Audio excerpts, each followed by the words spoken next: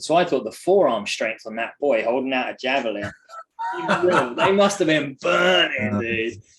Moses had the hamstrings, but Joshua had the forearms. There we go.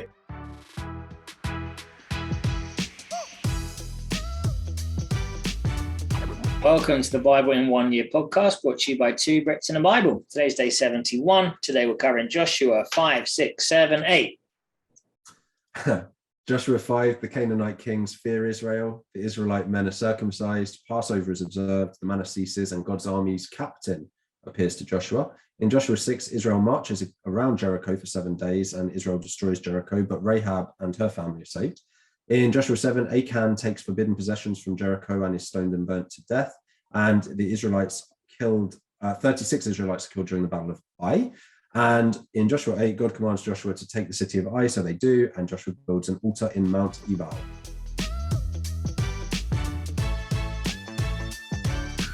Whew. Good effort, bro. Yeah, I don't think I could have done it any quicker, even though, Yeah. Anyway. All right. Lots to get to. Chat, we've got so much to get through today. I'm going to kick off with literally 5:1. So Joshua 5:1. When all the Amorite kings west of the Jordan and the Canaanite kings along the coast heard how the Lord had dried up the Jordan, and they crossed over, their hearts melted in fear, and they no longer had the courage to face the Israelites. Again, you touched yesterday about melting in fear and just the visualization of that. And it's another example of God does the hard work. All we have to do is step into it. They've already melted in fear. They already don't have the courage to face the Israelites. The Israelites still have to go and do the grunt work, but they don't have to actually do the hard work, Right. God Absolutely. fights it for us. 100%. I can't segue easily into anything other than Joshua 5:15 from that, but I like this. The commander of the Lord's army replied. So first of all, we don't know who exactly the commander of the Lord's army is. That's something that you could comment on. Some people think it might be Gabriel, for example. Anyway, take off your sandals, for the place where you are standing is holy, and Joshua did so. And so, yes, God does all the hard work. We have to just show our obedience, right? And I read that taking off the sandals was symbolizing the removal of worldly engagements, which I thought was really cool. So, yeah, just doing what God asks, being obedient. Speaking of obedience, one of my favorites will probably not make a t-shirt, but touching the tail. So the whole nation has to be circumcised, Joshua 5:8. So this is another sign, of course, to loyalty towards God. But I did put in brackets, I'm glad that I don't have to do this. Yeah, very true, man. Very true. Yeah, again, just the staying true to that time. Abraham was like, all right, everyone, we're getting the chop. And we're like, are you sure? But hey, still happening. So the Apologetics Bible is just referencing the angel of the armies of the Lord as basically, this is understood as an appearance of the Lord through his angelic messenger. What I found interesting out of this is his response. When Joshua is saying, are you for us or against us? He says, neither, which it's not obviously questioning who he is for, because he's obviously for God. He's questioning Joshua, basically, like, which way are you going to go here? We still have two paths in front of us. No matter how far we've come, we still have two paths in front of us. Until we are literally face to face with God, we don't know necessarily which camp we're going to be in by that. Now, there are arguments back and forth for eternity on that. So I ain't going to weigh in on that. Maybe we'll get Josh it. Yeah, above our pay grade. But the only other thing I would say is when he says I'm for neither, he's also making clear that just because the Israelites are God's chosen people doesn't mean that they're the only saved people, right? And that's a big part of the message of Jesus. Yeah, exactly. And I sort of took away from that, which could be a potentially highly controversial thing to be saying, but it made me think about other armies and other historical armies. And the thing that came to mind was actually the Nazis. And there would have been people that would have fought for Nazi Germany who probably would have been Christians. They're fighting for an incredibly evil dictator, but they are Christians following and submitting to authority, that surely they'll still be in heaven because they are submitting to authority. And at that time, war soldiers, above our grade eternally. That's insanely above our pay grade. But yeah, that's definitely something. But yeah, I mean, in theory, absolutely. I'm going to segue to something far lighter because I think we can't get caught in the weeds of something that important. Sorry, if you want things of that import, comment, but it ain't from us. 7 priests carry the trumpets of ram's horns in front of the ark. On the 7th day, they march around the city 7 times. I obviously had to just talk about the power of 7 through God, and it brings down anything, including the walls of Jericho. And then I just, as a side note, imagine how weird this would have looked to the people of Jericho.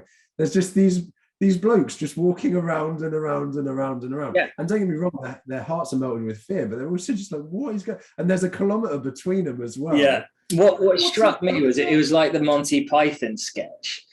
Like, I fat in your general direction.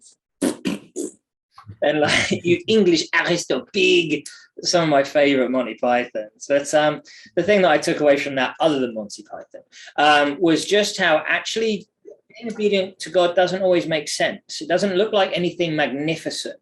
Like, it may even like draw ridicule and mockery from others, but stay obedient to what God is saying because he knows best, believe it or not.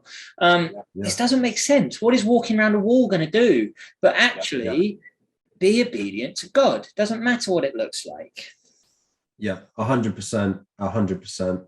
And that obedience obviously comes through with Rahab and her family, even though she shouldn't even be expected to know how to be obedient to God and to follow his word, right? And yet she does. She honors her part of the deal. They honor their part of the deal. And so her family and all that belong to her is spared, right? Joshua 6:25. Yeah.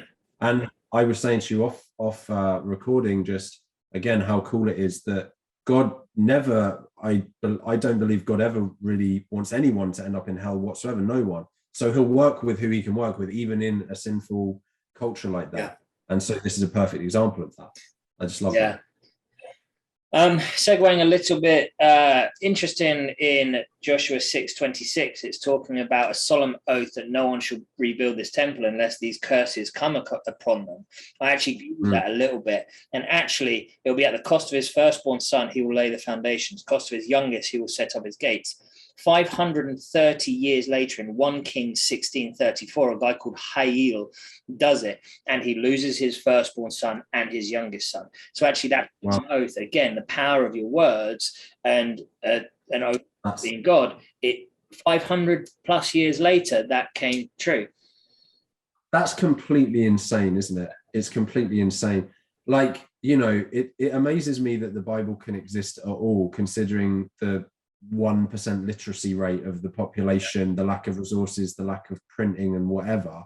But then for it to be so cohesive, written 50,000 plus manuscripts, obviously we found the Dead Sea Scrolls and everything that dates and like 99% accurate to what we had before and everything.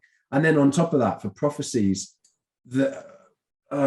anyway, we don't have time for me to rant on about that. But I'll just say one more thing, I suppose, because I've got quite a few, but I'll choose my favorite one, which is Joshua is told to hold out a javelin when they're fighting Ai in Joshua 8. And it just reminds me of Moses also having to raise his staff when the Israelites were fighting earlier. So that's me out for today. What I took out of that was actually Moses had to have his arms supported, and it doesn't specify whether Joshua had to have his arms supported. So I thought the forearm strength on that boy holding out a javelin, they must have been burning, dude. Moses had the hamstrings, but Joshua had the forearms. There we go. I thought, so you mentioned again, just briefly off air, that Joshua sort of questioned God, really went down before God, like saying, you know, why did you do this? All this kind of thing. Yeah. And is he questioning God? What I took out of that is actually the first thing he did at the sign of trouble was run straight to God. He didn't run to his own issues or his own anything. He ran straight to God to solve it, which was huge. That's a fair point, because he says, "Pardon your servant, Lord." He doesn't say, "What am I supposed to do?"